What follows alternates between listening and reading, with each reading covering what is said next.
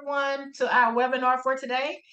We will be talking about today from learning to earning is the title of our webinar, from learning to earning. And we're going to talk about the power of youth apprenticeship. So I have an esteemed panel with me today. I'm so excited to introduce them and they'll tell you more about themselves and their organizations. But we have Kelly Middleton Banks here from FHI 360. And she's going to talk about some of the work that they're doing around youth apprenticeships in the care economy. So you see her presentation is already pulled up. Kelly's going to start our presentation off today. And then we have Teresa Moulton and Miranda Zimmerman from Indiana. And so they're going to talk about a initiative they have that is a 3-year Modern Youth Apprenticeship Program. So I am excited for you all to hear from our panelists today.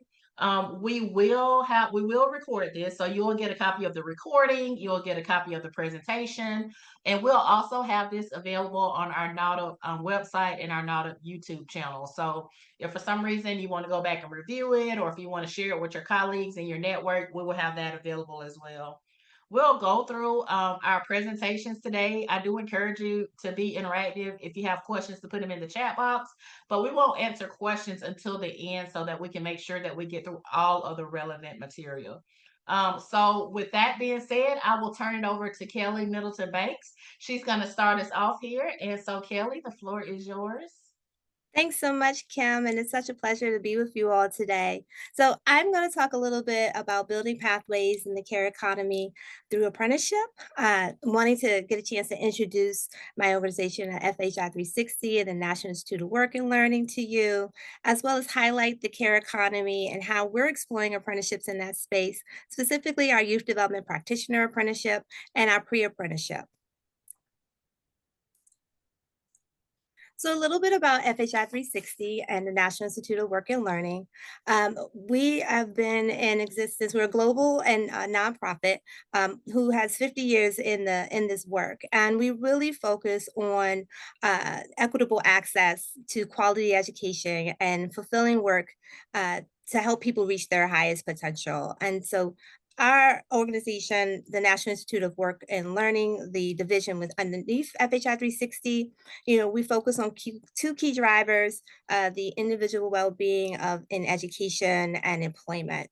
So we really look to work with local communities and center them at the heart of the programs that we design and implement.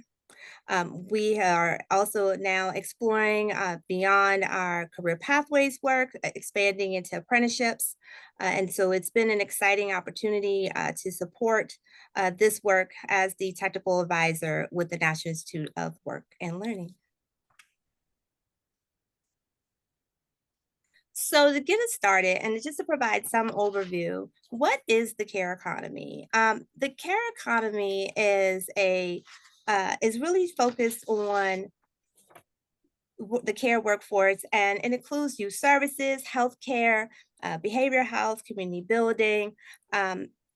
It's defined by the Rockefeller Institute as five different three major occupation groups with five subgroups: community and support services within your social services sector, healthcare practitioners and healthcare support within your healthcare, and education and education childcare. And it's really looking at the education, health, and well-being of individuals. It spans across the public and private sectors.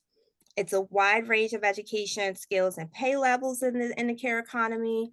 And it really looks to engage care workers that are focused on direct services across the lifespan of an individual. And so the care economy is really a growing area of work. There's 17 million plus employed in the healthcare alone, based on the American Hospital Association's most recent survey. And 2.6 million new jobs are projected to be developed. So the care economy is growing rapidly and is really one to look towards as you're thinking about your workforce and your local areas, opportunities for your adults, and specifically opportunities for your youth. So why apprenticeships in the care economy? Apprenticeship is the gold standard work-based learning. It is the tool in which you can really not only provide support to your employer partners, but also create wonderful earn and learn models for your youth, for your adults.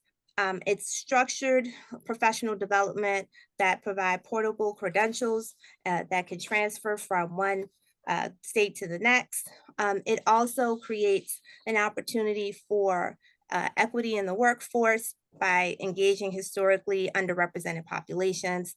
And it supports employers for retention and helps reduce turnover, creating a pipeline for skilled workers.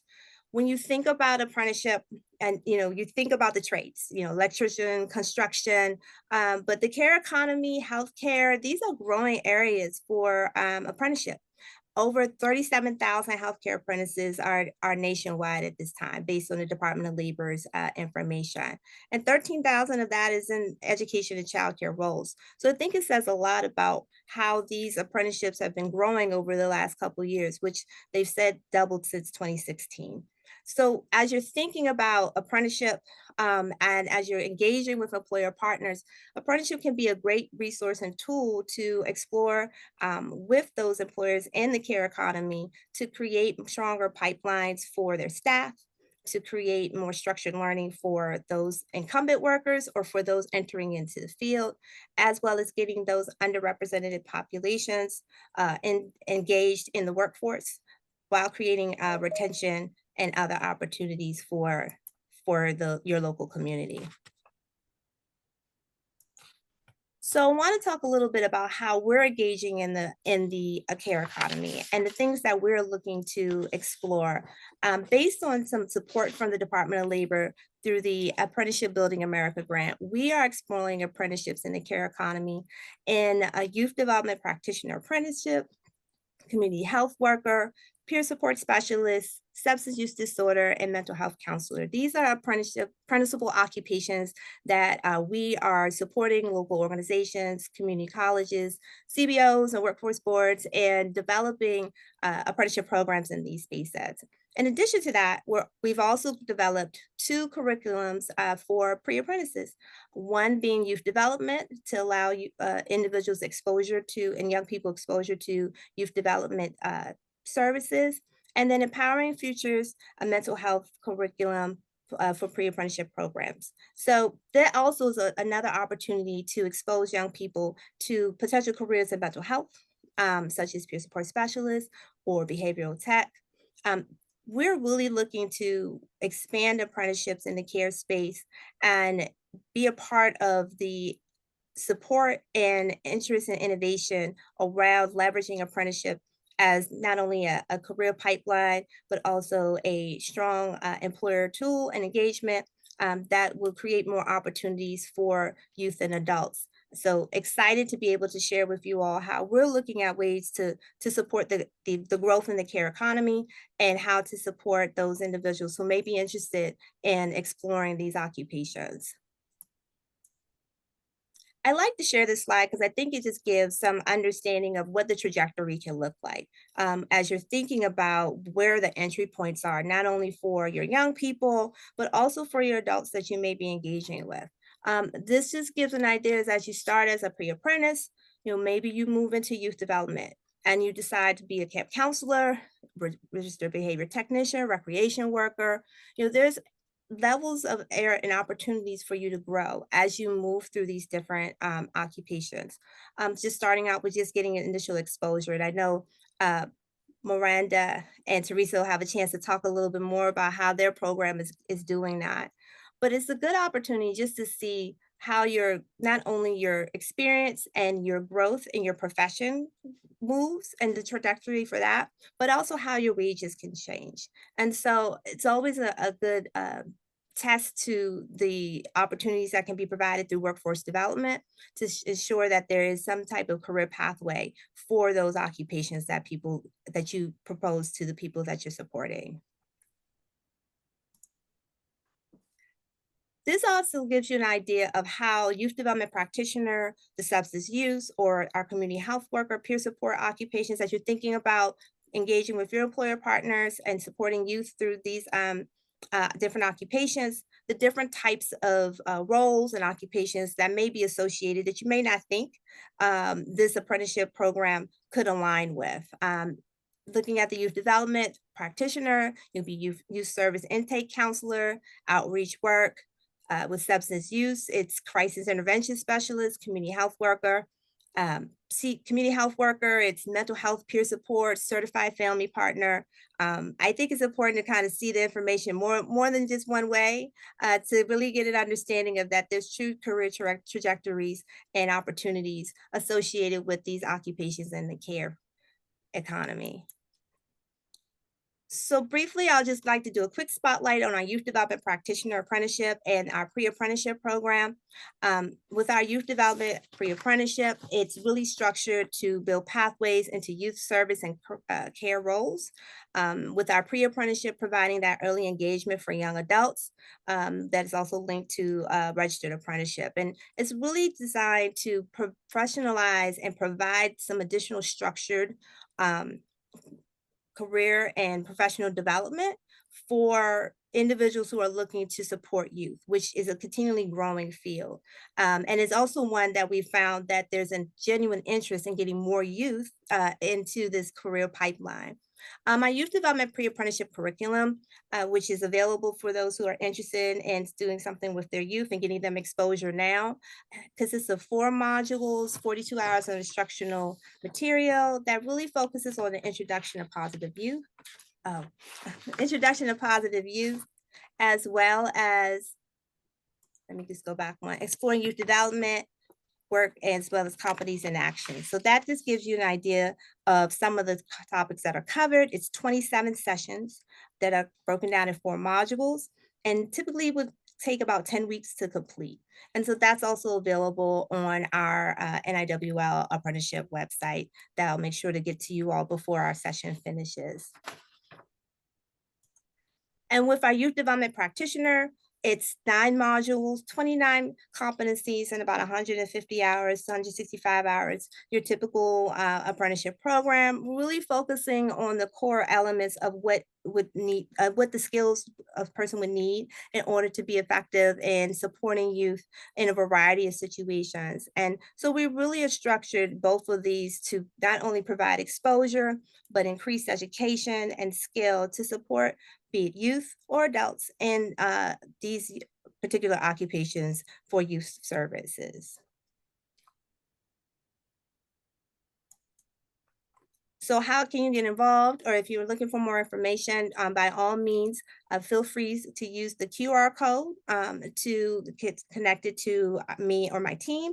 There's also a booking link that will allow you to schedule more time to talk with us about any interest that you may have in exploring the care economy, be it apprenticeships in the care economy or to develop apprenticeships for your youth or your adults. I think it's a great opportunity to take advantage of as we look to grow work-based learning experiences for youth, as well as meeting the local needs of employers that you may be encountering and working with in your area. So I appreciate all the time that you all have given me, and I look forward to hearing Miranda and Teresa's presentation on the great youth apprenticeship work that they're doing in Indiana. Awesome. Thank you, Kelly. And as Kelly is ending her slide, again, you'll get access to all of these slides with the contact information. So we'll ask Teresa if she will come up and start us on Southern Indiana Works. But Kelly, thank you so much for that information and really setting the stage and the foundation of what that connection between apprenticeships and the care economy looks like. So Teresa and Miranda are going to talk about now their 3-year modern apprenticeship program. So I will turn it over to Teresa. All right. Well, thank you, Kim. Thank you, Kelly. My name is Teresa Moulton. I am the youth program manager with Southern Indiana Works, and I'll talk a little bit about who we are. But with me today is Miranda Zimmerman, and she is with Baptist Health Floyd. The way we're going to do this is I'm going to kind of start us off and talk about the youth apprenticeship program that Miranda and I are coordinating together. Kind of going to bring it over to her, and she's going to present some slides, and then I'll come back and kind of wrap us up. So to get us started, I'll explain who we are as Southern Indiana Works. We are a workforce development nonprofit. Our board is the local workforce board in our region of Indiana. We serve 6 counties in Southern Indiana. We are right across the Ohio River from Louisville, Kentucky. That helps you kind of situate where we are. And we are sort of a bi-state region, so we do work closely with Kentuckiana Works, which is our counterpart on the Louisville side of the river. But we are business-led, so the majority of our board are employer representatives from our region. And we have our 4 pillars that I'll talk about a little bit: talent development, economic development, next generation talent, which I'll get back to, and customer-centric service. And so we work with both job seekers. We run a Work One Career Center, and we work with employers as well, and we try to bring them together. Also, and I'll talk a little bit about what we do that falls under that next gen talent pillar, but relevant to our discussion, we are also an apprenticeship intermediary in this case. So here's our vision and mission. We lead a robust talent development system and cultivate a skilled workforce that advances our community, economy, and quality of life. Okay, so as far as next generation talent, some of the things that we do when we are serving students in about grades 6 to 10, we're focused on career exploration. So we have online career assessments, either a short version that's about 6 questions or a longer version that's 30 questions that ask students what types of things do they like to do and gives them recommendations for careers they might be interested in. And then those results lead right into labor market information for our region. Like I said, we work with Kentuckiana Works, so this is our bi-state region of 13 counties in Indiana and Kentucky. We also have VR headsets. We have 10 VR headsets that we use with students that have transfer software on them that provide these job simulations, so they can spend about 5 minutes immersed in VR doing tasks that they would do on the job. Right now, there are about 44 different options for jobs that students can try out. So that's very fun. And then as we get into grades 11 and 12, we are focused a little bit more on the job readiness or the specific career training. So we do resume and interview workshops. We have a summer works program. So this is a summer employment program for 6 weeks over the summer that provides young people with a job, usually working for the local municipalities for about a quarter to a third of them. It might be their first job. So it gets them, some important experience and also job readiness skills. And then what we're primarily talking about today is our youth apprenticeship. And then of course, we also have the WIOA youth services side of what we do. Okay, so talking about apprenticeship in Indiana, this is kind of a timeline of the whole idea of creating a really robust apprenticeship system in our state started in about 2016 to 2018. One of the major things that some state leaders have done is to travel over to Europe, especially Switzerland, and to see their apprenticeship system, which is really integrated into every industry. The vast majority of young people are in some type of apprenticeship, and they've really developed like a strong system over there with a lot of options for students. So then we're trying to kind of create what can we do with apprenticeship in Indiana, and that all led up to in 2023, House Enrolled Act 1002 is established a few different things kind of in this space of career readiness for young people. But one of the things is the definition of a modern youth apprenticeship in the state of Indiana. So Modern Youth Apprenticeship in Indiana is designed to be a 3-year work-based learning program, typically starting in a student's junior year in high school. So that's how we have also designed our program. And it has some different components that must be a part of the program. So number one is that this is paid employment. So the entire time that our apprentices are in our apprenticeship program, they are employees of their employer, and they are paid, and their pay increases over time as they gain new skills and credentials. Number two is the on-the-job learning. So there will be competencies that they are focused on achieving on the job versus in the classroom. So a lot of learning on the job. The standard for this Modern Youth Apprenticeship is to get 650 hours on the job between their first 2 years. So their junior and senior year combined, 650 hours on the job before they graduate high school. Number three is the related academics. So some type of coursework that is relevant to their occupation pathway, whether that, when we'll talk about it, could be in their high school, it could be in their CTE center, it could be higher education. Number four is the industry credential, so that they receive some kind of industry recognized credential, and ideally in our program, it's more than one. And then number five is a college credit, some type of college credit they can take with them, maybe as they go beyond the scope of our apprenticeship. Number six is that it's an option to be registered with the USDOL as an apprenticeship. This is not something we have done with our program, but that is another option for Modern Youth Apprenticeship. So the way we came on board with this Modern Youth Apprenticeship Program is that we became an accelerator site for Ascend Indiana in 2024. We were in the second cohort of accelerators. So this provided us funding to launch our apprenticeship. We started out with a pre-pilot, and I'll talk about that in 2024, and now in 2025 we have our first kind of like full cohort. So to give an idea of who all has been involved in this launching our youth apprenticeship, we have our employer partner, Baptist Health Floyd, and we will hear from Miranda more about Baptist.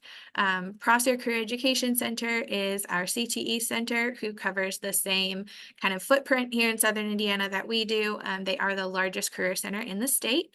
So we're very lucky to have them as a local resource.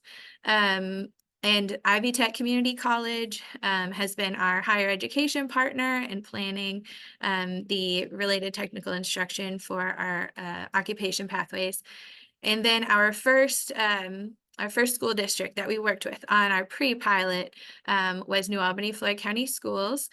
So they have 2 high schools here in that school district. And we have since expanded with our second cohort to all of the school districts in our 6 counties. So we started out with them as kind of our pre-pilot. Okay, so to talk a little bit about what our program looks like in the 3 years of the program. In year 1, so that is the student's junior year, they are working about 8 to 10 hours per week at the employer at Baptist Health Floyd, the hospital. They are rotating between about 15 different departments in the hospital, and they are learning on the job some job readiness skills like teamwork, like Miranda will talk more about this, I think, but kind of general job readiness skills, but then also some healthcare specific skills that they can learn on the job, kind of in the scope of what they can do as a first year apprentice. And then their related technical instruction for their first year is our Prosser's Health Careers Program. And in that junior year at Prosser, what they receive by the end of the year is their CNA, their Certified Nursing Aid certification, their Dementia Care certification, and then CPR as well. So that's already Prosser's their curriculum for their junior year health careers students. And then in their second year, their senior year, they are working more hours at Baptist, about 20 hours a week. At this point, they have chosen their occupation pathway, and we'll talk about what options they have there. But our first cohort is now in their second year. So we do have 6 apprentices currently in the program in their second year, and they are either in our nursing pathway, our licensed practical nurse, or in our diagnostic imaging pathway, which is like an MRI tech occupation. So they are working in those departments at Baptist now. They are either working in the different nursing areas of the hospital, or our one apprentice in diagnostic imaging is working in the imaging department, learning competencies more specific to those occupations. And then their related technical instruction would also be related to their pathway. Some of them are taking a second year at Prosser. Prosser has different options for the second year of their health careers program, or they could be taking some classes for, Ivy Tech Community College, depending on what they're doing. We'll talk a little bit more about that, but they're also preparing to graduate high school. And looking ahead, we don't have anyone in their third year yet, but their third year would be that year post high school, that post-secondary year. We would be looking at them working more full-time hours at Baptist. Again, they would be working in that pathway that they had decided upon. And then this would be focused on getting the rest of their related technical instruction, their credentials needed for that occupation. So that would be the focus. They're no longer in high school. They're focused on what they need to do next in their career. And so, like I said, we started our first cohort 1 in 2024. We started out with 10 apprentices. We currently have 6. And then our second cohort just started over the summer in July, getting their orientation, and now they are all working. And that is 23 apprentices. So a much larger group that time. And our pathways that we have for cohort 1, we have them either in nursing or diagnostic imaging. So I'll talk a little more here about the first occupation pathways that we developed. So one of a focus of ours has been to be very employer-led in developing this apprenticeship. And so Baptist Health Floyd they've been the ones that have determined what are the occupation pathways. They were thinking about what are areas that they need more employees in these areas, that they want to create a pipeline so that they can continue to have qualified employees in those areas. But also we talked about what are some occupations that we could prepare apprentices for within the time frame of the apprenticeship.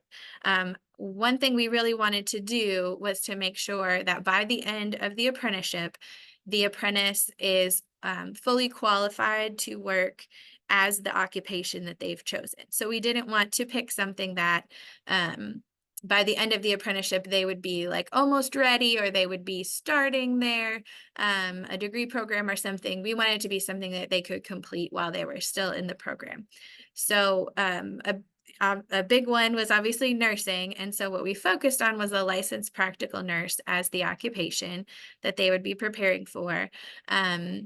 Ivy Tech Community College offers a long-term certificate program that will prepare our apprentices to take their exam to get licensed as a licensed practical nurse that they complete in 1 year, so 3 semesters.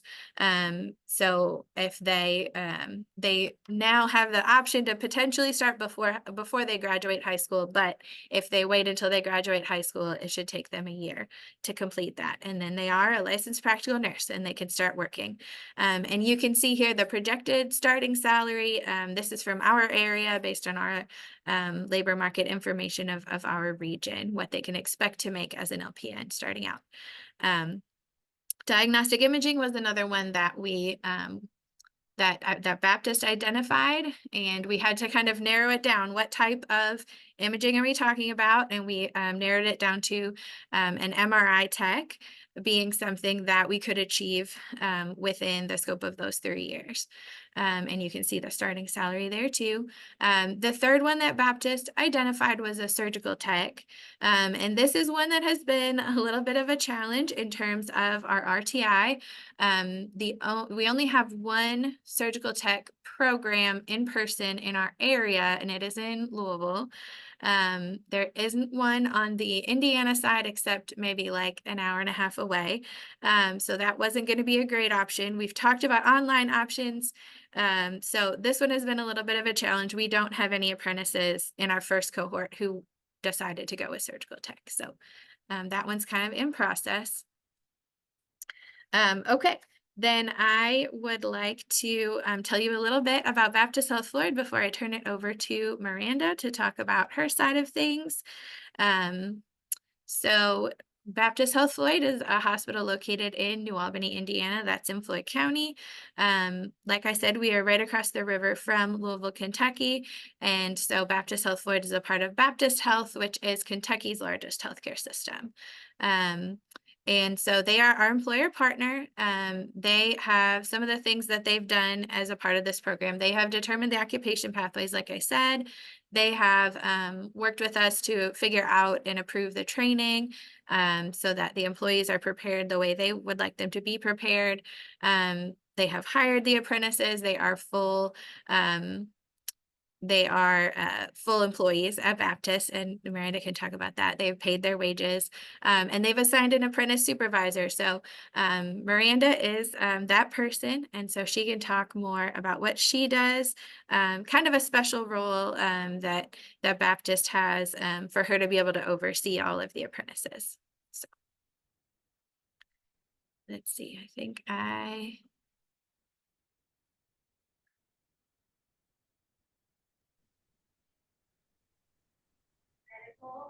All right, Teresa, you can just hit the stop share, and then we'll let Miranda come on in. And there's one quick question here. I think we can probably jump to that while Miranda is pulling up her PowerPoint. But Chris asked, do you have any funding to pay for the licensing exams? So we have some funding that was more of startup funding from Ascend to get us started. We have worked out with Baptist that they are paying a fee for each apprentice as a part of our serving as intermediary. And I think some of that funding did go towards so far like some summer classes for some of our apprentices.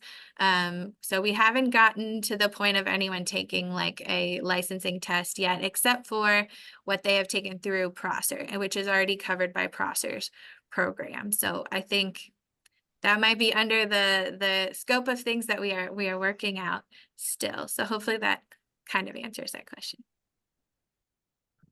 Thank you. Well, thank you, Teresa. And as Teresa said, I am Miranda Zimmerman. I am manager of volunteer services here at Baptist Health Floyd, and I also supervise our apprentices in our healthcare apprentice program. I'm very excited to walk you all through the program and how it is helping us build a sustainable workforce and preparing the next generation of healthcare professionals. Miranda, if you want to share your screen. I thought it's showing me that I'm sharing it. Hold on just a second. Let me see. Well, all right. Can you all see? What can you all see? Okay. Yeah, I think you are up and running now. Okay. Do you see the full screen? Baptist Health Floyd. Baptist Health Floyd. That's what you all see? Mm-hmm. Okay, Yes. perfect. All right. All right. It still says Baptist Health Floyd to you all, or do you? It Okay. still says Baptist Health Floyd. Okay, perfect. All right. So before I share about the apprenticeship program, I want to give you all a quick snapshot of who we are as Baptist Health Floyd. As Teresa said, we are part of the Baptist Health System, serving communities across Kentucky and Southern Indiana. Here in New Albany, we are a 236-bed acute care hospital. with about 2,400 employees here at Floyd. We offer a full range of services from emergency surgical services, cardiology, women's health, and more. And as a major healthcare provider in the region and a major employer in the region, we really feel that Baptist Health Floyd is a great place to train and invest in the next generation of healthcare professionals. So we were really excited to be a part of this program. A little bit of why we developed the program. As Kelly mentioned, there is workforce shortages nationwide, and those are due to retirement, turnover, and an increasing patient demand. So we have some major gaps that we want to fill. And at Baptist, we saw that a lot of the new hires that we were hiring, they just weren't workforce ready. They did not have those soft skills. They lack communication skills. They lack teamwork, time management, and oftentimes they lack professional etiquette, which often leads to early turnover. So we needed a solution to kind of combat those issues that we were facing. And so we built this apprenticeship program, and we are really building a pipeline of future healthcare workers, from high school to workforce. And we want those new hires, those apprentices, to really be technically capable and professional. We want them to be professionally prepared for when they enter the workforce post-school. We identified some areas of need in the hospital. And like Teresa said, those areas that we identified were nursing, specifically LPN, diagnostic imaging, specifically an MRI tech, and in surgery, a surgical tech. The apprenticeship at a glance, again, it was created to kind of combat those workforce shortages and to help students be workforce ready in partnership with Southern Indiana Works, our local workforce development center, like that Teresa it comes from. We wanted to create a program that helps students kind of be immersed in healthcare and learn to be a professional while still in high school. Year one, the students rotate through multiple hospital departments and they learn those soft skills. They learn how to be an employee. And then in year two, they are immersed into their chosen pathway where they still continue to develop those skills and they can continue that on the job exposure. The selection process, the students first learn about the apprenticeship program in the fall of their sophomore year. Teresa and another person that is involved on our team, they go out to high schools and they introduce the program to the students.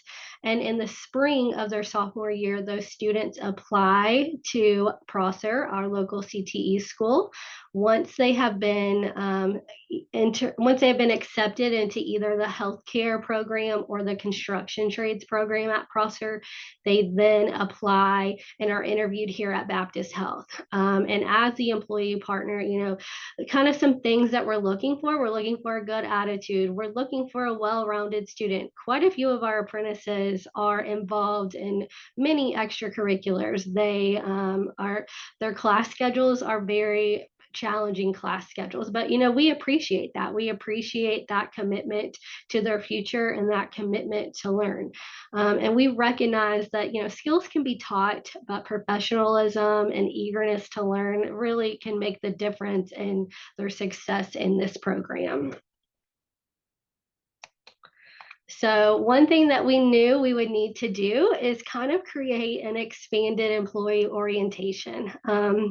Instead of the normal 2-day employee orientation that typically takes place here in the hospital, we created a week-long in-person orientation for our apprentices. In that orientation, our apprentices are getting CPR certification. They are participating in a professionalism in the workplace workshop that is put on through Southern Indiana Works. They are completing some of our workshops here at the hospital. We have a high reliability training class and a great communication training class that we make sure that the apprentices complete before they are done with the orientation. We also give them time to complete their new employee modules. We want to set them out on their shadowing rotation experience, and we don't want them to have to worry about sitting in front of a computer and completing some of those modules. So we like to get that out of the way before their orientation is complete. We take them on a tour of the hospital, and we tour the departments that they will be rotating through, and we introduce them to those department leaders that they will be reporting to me, but also we want them to have communication with those leaders, to learn how to communicate with those leaders. And we feel that this really prepares the apprentices to kind of step into their rotations prepared and confident in themselves. So a little bit about the first year rotations. Like I said, we want to build foundations. We really want to focus on building strong employees. We want to develop those soft skills and those work habits. We want them to learn how to communicate professionally. We want them to, know that they have to be here on time. At the hospital, we are counting on our next shift of employees to be here and to be ready to work on time. We want to focus on working as a team and kind of, learning to roll with the punches, kind of the hospital and healthcare, as you all know, it can change in a minute. So we want them to prepare themselves for that. And we want to build employee readiness, time management, accountability, workplace etiquette. And also we want to take this year for them to develop an appreciation for all of the departments and how all of the departments work together for that shared patient experience. Often people think of a hospital and they think of nurses and doctors, and they don't really think of all of the career options in the hospital and what it really takes to make the hospital function on a day-to-day basis. So again, year one, the apprentices, they build that foundation. Some of the things that the apprentices get the chance to do in the first year, like Teresa said, they rotate through about 15 departments while they are in their August to June first year. They spend some time with our EVS, our environmental services. And in that time, they kind of see and understand the importance of infection prevention. In nursing, they observe patient care. And once they feel comfortable, they can kind of step in and help to take blood pressure, help to assist the patient.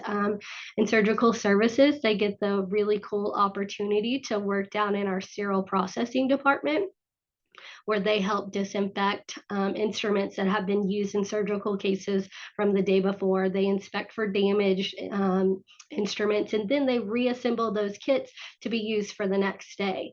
In the transport department, they are transporting patients and equipment throughout the hospital.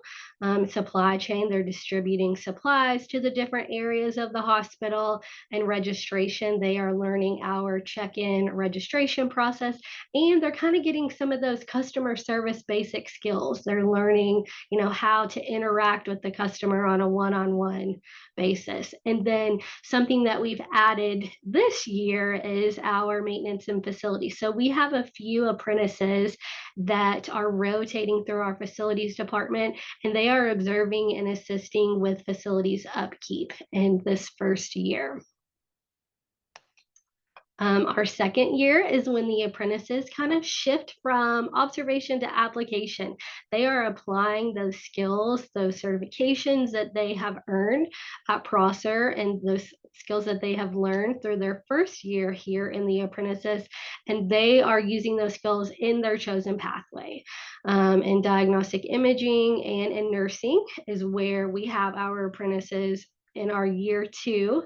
And they are, no longer students in the hospital, they're early professionals. They are putting those skills to work. A little bit more of what our year two apprentices do in their chosen pathways. as in the LPN pathway, they are working as patient care techs. They are taking their own patient teams. They are getting vital signs. They are performing EKGs. That was something that we were excited this summer. We got to train up and certify some of our apprentices on performing EKGs on our patients. They're assisting the patients with their daily activities, bathing, feeding, mobility, and they're still also supporting those nurses and other clinical staff and learning and gaining more experience in that direct patient care. Diagnostic imaging. Our apprentice in diagnostic imaging is functioning as a rad tech assistant. So he is preparing patients for exams.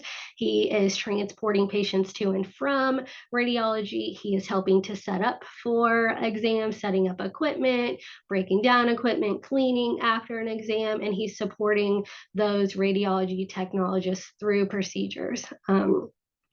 This really gives them an opportunity to explore all of the modalities with a behind the scenes kind of aspect in diagnostic imaging. So I know we said MRI specific, but in this role still, they are moving about the whole diagnostic imaging department and just still learning all about the different modalities.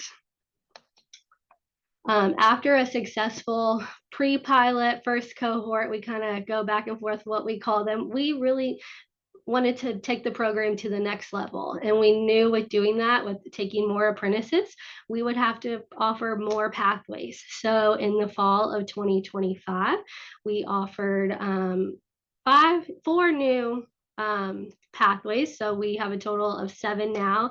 The new pathways that we offer are respiratory therapy, MLT, the hospital engineering that I talked about earlier, and then the physical therapy assistant. Our vision at Baptist with this apprentice program, like I said, is to kind of get these students through high school, learning through high school, but when they're finishing the program, they are those early professionals. They are prepared to be successful in the workforce, and just to kind of combat all of those workforce challenges that we're seeing today. So that's a little bit about Baptist's side of our healthcare apprentice program. With that, I'll hand it back to Teresa. Thank you. Thanks, Miranda. We've been really lucky with Baptist as our employer partner, but then specifically to have Miranda. This was, not something that got necessarily heaped on top of somebody who wasn't ready for it. Miranda's like very prepared, and she's been really great with our apprentices. So let's see. All right, now I've got to figure out how I can share mine. I think I might be able to just share over you. Okay. Okay, and then, I went from the beginning. I should have done where I was. Okay, so going back to my slides here, one thing I did want to say about our occupation pathways is that these are what we want to prepare them for at the end of the apprenticeship so that they can start working as an MRI tech, as an LPN, but we also envision them continuing their career. We would love to hear, I know some of our nursing pathway apprentices want to get their RN following their LPN, or go somewhere else in their career. So this is kind of a starting place. We want to get to them to the point where they have a career that they're certified, licensed for, that is sustainable, that is going to pay them a great wage, and then they can kind of move forward in their career from there. So I was going to talk a little bit more of some of our new pathways that Miranda alluded to. So we added these to accommodate a larger group of apprentices. Respiratory therapy and physical therapist assistant, we do envision these are going to take a little longer. In order to be licensed to practice in these areas in the state of Indiana, they need a 2-year degree before they can take a licensing exam. And so we do envision that this could take 2 years out from graduating from high school, so 4 years total if we start them as juniors. But you can see that reflected in the projected starting salary, that it is a little bit higher, even though in the case that it requires more education. Medical lab tech is another one that when we've developed the related technical instruction for these pathways, we've kind of looked at what does it really take to be qualified to work in these professions in the state of Indiana. And this has been in, consultation with Baptist. So with medical lab tech, we saw that in Indiana, they didn't need like a degree to process, I think it was tests of moderate complexity. And so we thought, well, maybe we could do it in 2 years without them getting like a 2-year degree. And we've learned from Baptist, it'd be more valuable to them to have somebody that could do the higher complexity lab tests. So now we're looking at that one might also be 4 years. And then Miranda talked a little bit about our hospital engineering maintenance tech. This pathway is a departure from all of our other pathways in that it is not really patient care focused, but it is a role that is very important to Baptist Hospital. What Baptist has told us is that the hospital is like a city. It requires so many different departments all working together. So the engineering maintenance, they are, maintaining the building, fixing things around the building. They have backgrounds in electrical, in plumbing, in HVAC, in carpentry. And so we went back to Prosser, our career center, and they have many pathways. So they have construction trades pathways in all of those areas. And so we have, I think, 4 apprentices right now. 2 are electrical students at Prosser, 2 are plumbing students at Prosser. And so they are following a little bit different path in terms of what they are learning, but they are a new part of our apprenticeship. So that's a new pathway that we have. Okay, and then I brought a little bit of apprentice feedback from our first cohort of apprentices. This is our signing day that we did with our first cohort of apprentices. So this, you can see our first cohort with myself and Miranda. This was when they committed to their occupation pathway, and we had a little ceremony, and their families took lots of pictures. It was really nice. So some of the things they've told us is how this is a good opportunity to get their foot in the door, to see if this is something they really would like to pursue. This has been big. One thing we tell them is that you're really going to be in the environment, you're really going to be experiencing things, and you can see, is this something you want to go further in your career and pursue, and you haven't already, gotten a bunch of student loans towards a program in something that then you find out isn't the right fit for you. We actually have already had some apprentices decide, that they actually don't want to be in nursing, or that they actually don't want to work in a hospital setting. And as much as we would love them to stay in those occupations and work for Baptist, we also understand that that has to be the right fit for them. And so that's one thing that they've learned. You can see some of the hands-on things that Miranda talked about. And I also like this comment from an apprentice who said, it's a good way to get your feet wet, but be prepared to see some things. And we've heard from some of our apprentices about that. One of our new cohort of apprentices that just started, one of them witnessed childbirth on her first day as an apprentice, which was not necessarily part of the plan, but she was with a respiratory rotation, and that's where she ended up observing that day. So they really get a good idea of what this occupation is actually like, so that they don't start something that then they realize is the wrong fit. So we think that's really valuable for them too.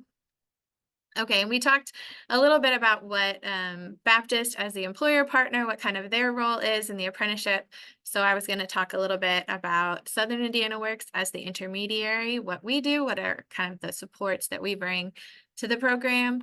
I think one of the biggest things is that we are a link between stakeholders in the program. We are in communication with our employer, with the students' high schools, with our CTE center, with our higher education partners, and just making sure that we're all on the same page and working towards the same goal. What is best for the apprentices and their career. We also handle a lot of the data tracking. So we're tracking their work-based learning hours, their graduation requirements, making sure, obviously, a you know, a big portion of this is that we want to make sure they graduate successfully from high school. So they have to make sure they do that. And they're changing some of our diploma requirements in Indiana. So we're keeping track of their work-based learning hours to show that they're meeting, you know, the standards for work-based learning as laid down by the state, all that kind of thing. We've also been a part of the research and some of the guidance, helping Baptist, even though Baptist is making a lot of the decisions, because we do want this program to be employer-led. We've really come alongside them with labor market information, with some of our research as far as the requirements of practicing in certain occupations that we've chosen. What are the options out there for related technical instruction?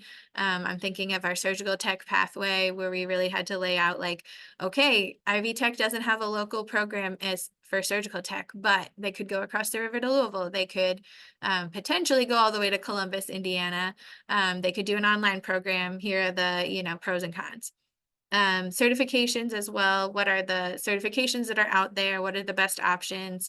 You know, what's valuable to Baptist, but what maybe hadn't they considered as another way to prepare employees for these occupations. And then specifically for the apprentices, helping them with career planning and guidance as they're thinking about their next steps.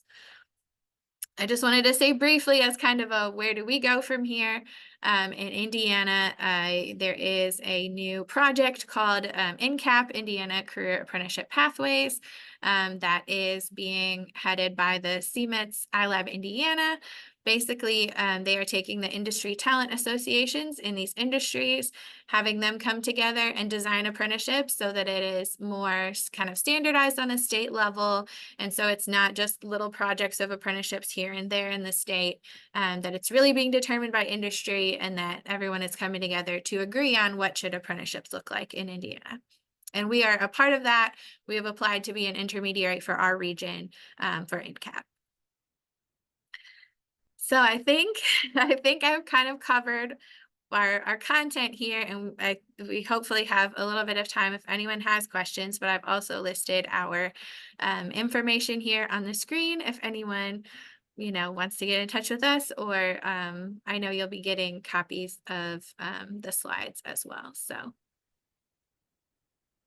All right. Thank you. Thank you to all three of you. And we will open it up for questions. So if you have any questions for Miranda, for Teresa, or for Kelly, feel free to go ahead and put those into the chat box. We did have a question that came up, but it was answered by Brittany about the if the students take the classes during the day or in the evening. So that is in the chat box. So you can definitely go and read that. One of the questions that I had, I'll start the questions off, is what are the, do you have, yeah, you may have said this and I may have missed it. What are the requirements to be selected as an apprentice? Because I'm sure a lot of people want to go through the program, but are there some specific requirements that they have to meet before they're selected into the program? Yes, so we've really been lucky to have Prosser Career Education Center as our career center here in the same region that we operate in. And we've kind of used them partly to help to narrow down the number of applicants. They have their own process for determining who is accepted into Prosser, and we've kind of used them, you know, they do their process, and then we go through and talk to the students that have been accepted into Prosser. So that is a big one, is that they would have had to be accepted into Prosser. We have thought about other options potentially where they could be getting some of their RTI, their college credits, their certifications, maybe in other ways. But Prosser is such a great program, and they're so well set up, and they get all of those things, that is what we've done so far, is that they first need to apply and get into Prosser. So they apply in their sophomore year, and that's also when we're talking to them about the apprenticeship, and we're saying, you know, you can apply to Prosser, and this apprenticeship kind of goes along with Prosser. So we really want them to work together to be like kind of something to build up on top of Prosser. So they are doing a little bit more than their other Prosser classmates. They are working at Baptist outside of those hours, and they are following kind of like our plan for them as apprentices. Prosser is a great program by itself, but we think we kind of added this on top of that. And some students weren't even thinking about applying to Prosser, but they were interested in the apprenticeship. And so they ended up at Prosser and then also in our program. But yes, we had, I want to say 58 applicants this past round, and Baptist accepted 23 of them. So we had a lot of interest for sure. Oh, wow. Great. Any additional questions? Montera, you can come off of mute. Thank you. Great information. I love it. And you may have said it, I did step away for a couple minutes, but 2 questions. One is, who writes the curriculum, right? That you all follow. And if you want to answer that one first, and then I'll hit you with the second. Yeah, I mean, like I said, I think we've mostly built on what already has existed in our area. So as far as their first year, when they are their class, their related technical instruction is really through Prosser. So we build off of Prosser's program that they already have, where they get their classes and their certification as a CNA. So then they're all certified for their second year. And then we've kind of mostly led the students toward Ivy Tech for their next step after Prosser. But in some cases, we're looking at other options for our MRI tech apprentice right now. I think he's going to be taking some online classes in MRI. And so we haven't really developed our own, I guess if I'm understanding the question, we haven't necessarily developed new curriculum. We've used what we have kind of in our area or online. Awesome, thank you. And part 2 would be, what vetting process do you use? Because it's pretty extensive, right? You have such a high demand. So what's the vetting process, if any, that you use to see if a kid says, I'm going to do MRI, but they really understand what MRI is, because not to waste investments, right? And maybe redirect them. So what's that process? That's a great question. And I'll talk a little bit, but I should let Miranda speak to this as well. When they choose well, first of all, they're doing their rotation. So they've spent some time all the departments. We even did a special surgical services like field trip during one of their breaks, because if they were interested in surge tech, Miranda said they really need to see surgical services during the day when they're busy, because they're mostly working after school on the weekends. There aren't necessarily a lot of surgery scheduled at those times. And so we wanted them to get that idea during that rotation period. And then they do interview with the departments before they're accepted into the pathway that they wanted. So they had their choice of what pathway, but then they had to interview to make sure it's a good fit with the department. But Miranda probably has. So in their first year, they spend, and we've changed it since the first year, but they spend in their rotations, they have 2 nursing rotations. So they spend about 8 weeks on nursing units. And I tell them, that is your interview. You are spending time with people that could potentially, be your manager, be your leader. So that is part of the vetting process. Like Teresa said, after year 1, before they step into their pathway officially, they are interviewed by those department leaders. And those department leaders remember them. I know this. For this first cohort, we had a smaller group, but they remember them from their time in their departments. And then we have even had some choose the pathway that they thought they were interested in. And she has spent the past 3 months in that pathway. And she's recently come to me and said, you know what, now being in this nursing rotation only, this is not something for me. So we are giving them the opportunity to make adjustments based on, like Teresa said, we want this to be the right fit for them. So we're making adjustments as needed for them, and spending time with them. We learn, is this going to be a good fit for you? Coming into this, you think you know what nursing is, or you think you know what it is to be an MRI tech, but once you spend some time in those areas, you could get a totally different picture. So that's why the first year we really focus on showing them the full picture of the hospital. And so they have that time to kind of, develop, is this really something that I want to do? They have that time to make those connections with those leaders and with those peers in those departments, so that then when it is time for them to make their decision in the spring, they already have some connections set. They already, they have, like, they have vetted themselves, like you said, they have proved themselves as an employee, as a peer that they would be working with. But again, this first year has been very fluid. We have made a lot of changes as needed, but we're very appreciative of the feedback from the apprentices and from the department leaders. We've made some changes based on both feedback. Yeah, I don't know if that really answered your question, but that's in initial.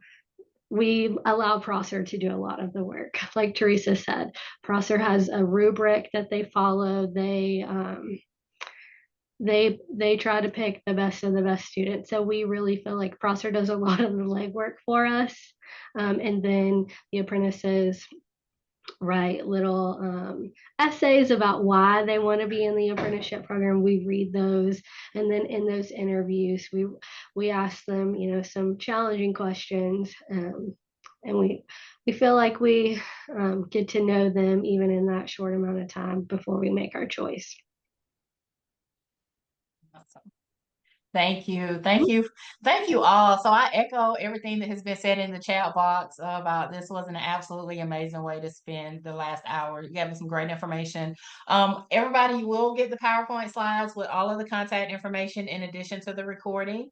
But we do appreciate you all being here with us today. Thank you to our panelists, Kelly, Teresa, and Miranda. And we look forward to seeing you all very soon.